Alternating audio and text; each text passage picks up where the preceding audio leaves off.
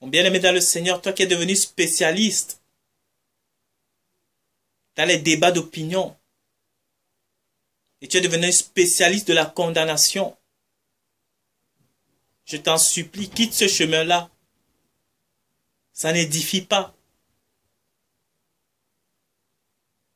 Le vouloir absolument avoir raison, ça ne mène nulle part, mon frère, dans le Seigneur.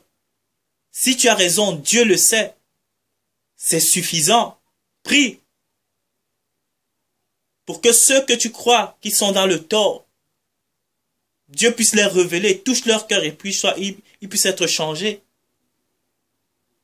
C'est tout.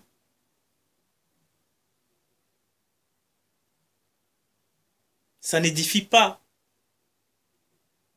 Mais bien-aimés dans le Seigneur, je vous en supplie, je vous en conjure,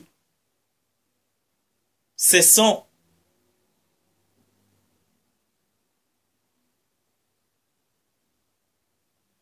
de nous battre les uns les autres pour des opinions, des théories.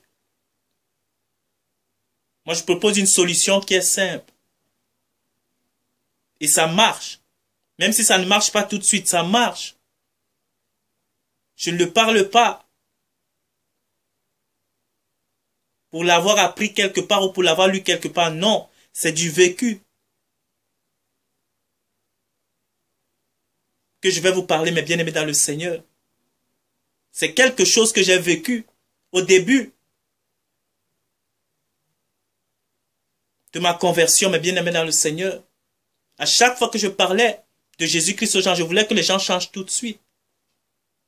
Je parlais aujourd'hui, demain, je voulais que les gens viennent à Christ. Je parlais aujourd'hui, une semaine après, je voulais que les gens deviennent parfaits en Christ. Mais ça ne marchait jamais comme ça, mes bien-aimés dans le Seigneur. Il y avait même des gens qui m'insultaient, des gens qui n'avaient rien à faire de ce que je leur racontais. Mais après, je me suis dit, mais pourquoi cela ne marche pas? À chaque fois, je parle. Certains écoutent, mais ceux sur qui je m'acharne le plus longtemps n'écoutent même pas. Il y en a qui n'en ont rien à foutre de ce que je raconte. Mais pourtant, Seigneur, c'est par toi qu'on doit passer. Pourtant, je leur apporte la vérité, Seigneur. Qu'est-ce qui se passe? Et je me rendais compte